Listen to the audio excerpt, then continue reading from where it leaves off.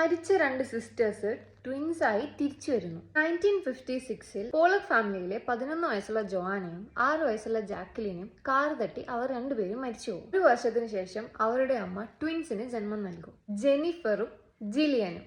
ഈ 2 കുട്ടികൾക്കും സംസാരിക്കാനും നടക്കാനും ഒരു കഴിവൊക്കെ വന്ന സമയം ഇവരുടെ സ്വഭാവം കണ്ട് ആ കുട്ടികളുടെ പാരൻസ് ഷോക്കാവും. ജെന്നിഫറിന് ജാക്വലിന് ഉണ്ടായ പോലത്തെ അതേ ബർത്ത് മാർക്ക് അതേ പ്ലേസിൽ ഉണ്ടായിരുന്നു. ജിലിയനെ കാണാനാണെങ്കിൽ ജോആന പോലെ ഉണ്ടായിരുന്നു.